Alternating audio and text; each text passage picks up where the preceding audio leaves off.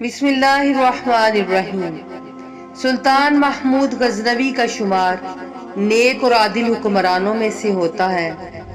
ابو نور رحم اللہ علیہ اپنی کتاب میں ایک واقعہ لکھتے ہیں، کہتے ہیں کہ سلطان محمود غزنوی اور ایک آدمی کا ایک انوکھا کیس تھا۔ ایک دن سلطان محمود غزنوی اپنے دربار میں تمام وزراء اور مشیروں کے ساتھ بیٹھے ہوئے تھے کہ اتنے میں دربار میں ایک آدمی بڑے ہی بوجھل قدموں سے اور اترے ہوئے چہرے سے حاضر ہوا۔ اس کے ہاتھ میں ایک تھیلی تھی۔ بادشاہ سلامت کے آگے عرض کرنے لگا، بادشاہ سلامت، میرا کیس ایک انوکھا کیس ہے۔ میرے پاس ایک ہیروں کی تھیلی تھی۔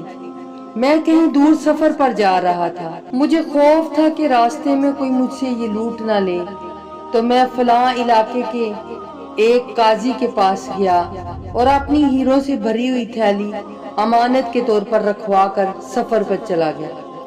جب سفر سے واپس آیا تو قاضی صاحب کے پاس گیا اور اپنی امانت واپس لی اور گھر آ گیا۔ گھر آ کر جب میں نے تھیلی کو کھولا تو اس میں ہیروں کی بجائے کھوٹے سکے تھے۔ بادشاہ سلامت، میں قاضی کے پاس واپس بھاگا گیا۔ میں نے کہا، قاضی صاحب، میں تو لٹ گیا، میری تھیلی میں تو ہیرے جواہرات تھے، اس میں تو اب کھوٹے سکے ہیں۔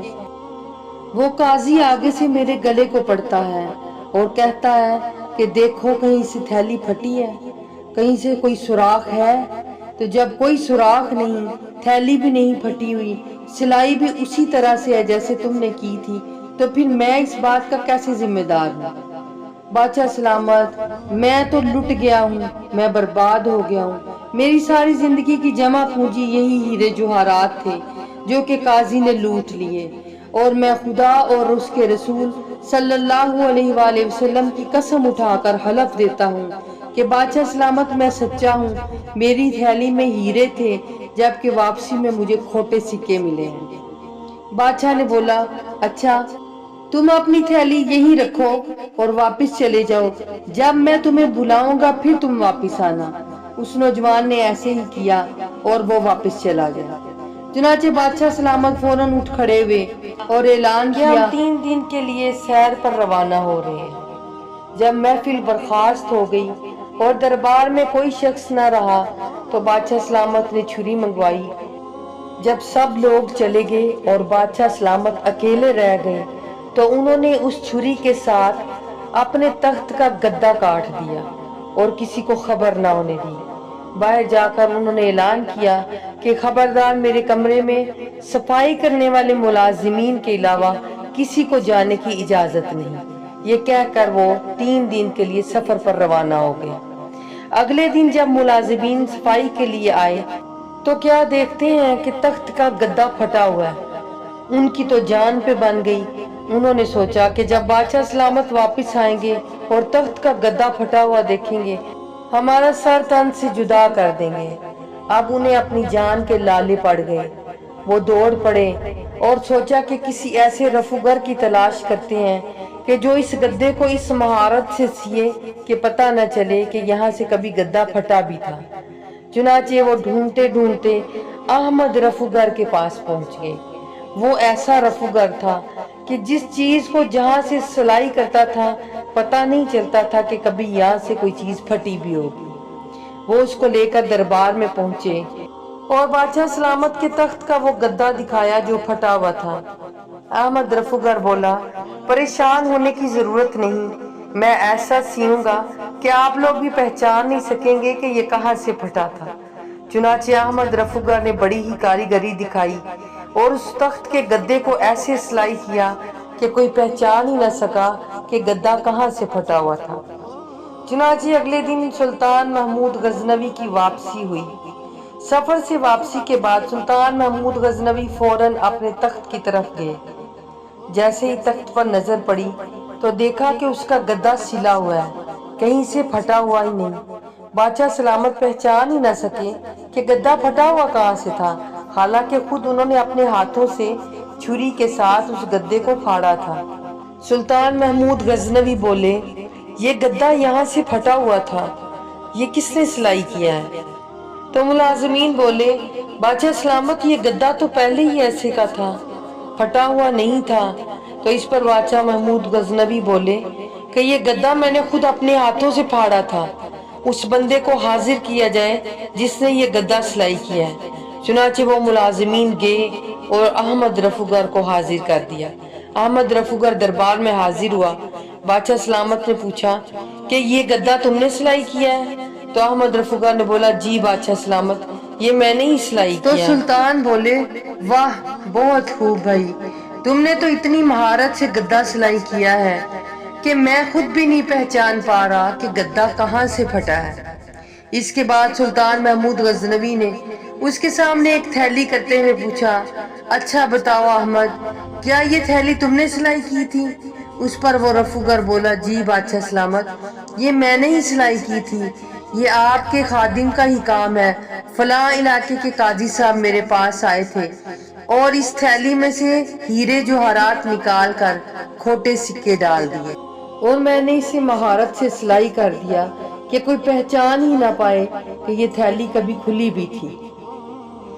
और बादशाह सलामत, मुझे भी इसमें से कुछ मुआवजा दिया गया था। इस बयान के बाद बादशाह ने बाकी के तमाम गवाहान को भी बुलाकर तमाम सबूत इकट्ठे कर लिए और हुक्म दिया कि काजी साहब को हाजिर किया जाए। चुनाचे अगले दिन काजी साहब दरबार में हाजिर हुए। बादशाह ने बिल्कुल तन्हाई में बुलाया और अलहदा होके कहा कि देखो काजी साहब, आपसे गलती हो गई होगी, आप बराए मेहरबानी उसके हीरे वापस कर दें। वो एक गरीब आदमी है, उसकी सारी जिंदगी की जमा पूंजी ये चंद हीरे हैं। तो काजी साहब बोले, बादशाह सलामत, ये मुझ पर एक इल्जाम है। आप मुझे देखें, मेरी दाढ़ी को देखें, मेरे ओहदे को देखें, क्या मैं ऐसे कर सकता हूँ? सुल्तान महमूद गजनवी बोले, काजी साहब, मैं आपको तन्हाई में कह रहा हूँ, आप अपना जुर्म कबूल कर लें। पर काजी साहब ने अपना जुर्म कबूल ना किया। सुल्तान महमूद गजनवी एक बार फिर से बोले, काजी साहब आप मान जाएं, इंसान से गलती हो जाती है। लेकिन काजी साहब अपनी जिद के पक्के थे, वो किसी सूरत में मानने के लिए तैयार न थे। चुनाचे सुल्तान महमूद गजनवी ने काजी साहब को कहा कि ठीक है, आप घर जा सकते हैं। अगले दिन जब दरबार में सब लोग जमा हो गए तो सुल्तान महमूद गजनवी ने काजी साहब को फिर बुला लिया। अब काजी साहब की पेशी भरे दरबार में थी। सुल्तान महमूद गजनवी ने दोबारा वही सवाल किया और काजी साहब ने भी दोबारा वही जवाब दिया। सुल्तान महमूद गजनवी बहुत गुस्से में थे। सुल्तान बोले, अहमद रफूगर को हाजिर किया जाए। चुनाचे अहमद रफूगर दरबार में हाजिर हुआ। जैसे ही अहमद रफूगर दरबार में आया, काजी साहब की टांगे कांपने लग गई। काजी साहब के अल्फाज उनका साथ छोड़ गए, उनके जुमले गिरने लग गए और उनकी जुबान लड़खड़ाने लग गई। जब अहमद रफूगर ने काजी साहब के खिलाफ गवाही दी, फिर बाकी गवाह भी पेश किए गए, उन्होंने भी काजी साहब के खिलाफ गवाही दी। इसके बाद काजी साहब की गर्दन झुक गई, उन पर फर्द जुर्म आयद हो गई। काजी साहब दरबार से नहायत बोझल कदमों के साथ घर की तरफ रवाना हो गए। वही लोग जो कल को सलाम करते थे, आज काजी साहब पे लानते भेज रहे थे, कह रहे थे कि इस बूढ़े की उम्र देखो और उसके काम देखो। काजी साहब के कदम घर की तरफ तो उठ रहे थे, लेकिन रास्ता था कि खत्म होने का नाम नहीं ले रहा था। बोझल कदमों के साथ उन गलियों से गुजर के अपने घर में दाखिल हुए। आगे से बच्चे बोले, अब्बा जान आपने ये क्या किया, हम तो स्कूल और मदरसा में जाने के काबिल नहीं रहे। बीवी बोली, मैं क्या करूंगी, मैं अपने मेको में क्या मुंह दिखाऊंगी कि इस उम्र में आपने ये काम किया है। काजी साहब बहुत बोझल दिल के साथ अपने कमरे में दाखिल हुए।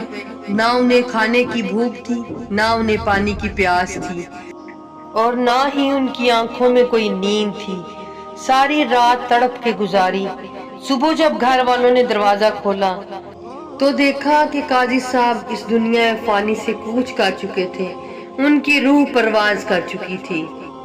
हजरत अबू नूर अलैहि रहमतुल्लाह अपनी किताब में फरमाते हैं कि देखो, जिंदगी में कभी बददियानती न करना, ये तो सुल्तान महमूद गजनवी की अदालत थी। आगे जब पेश होना है तब अल्लाह की अदालत होगी। اور یہاں پہ تو گواہی دینے والا احمد رفو گر تھا، وہاں ہمارے اپنے ہاتھ پیر زبان آنکھیں گواہی دے رہے ہوں گے۔ اور یہاں پر لعنتیں برسانے والے لوگ ہیں، وہاں پر لعنتیں برسانے والے فرشتے ہوں گے۔ اور یہاں پر انسان دکھ سے یا شرمندگی سے یا ضلالت سے مر سکتا ہے، لیکن وہاں تو موت بھی نہیں آنی۔ اللہ تعالی ہماری بہترین رہنمائی فرمائے۔ تمام اسلامی واقعات اور احادیث نبی صلی اللہ علیہ وآلہ وسلم کے لیے ہمارا چینل روح اسلام سبسکرائب کریں۔ جزاک اللہ۔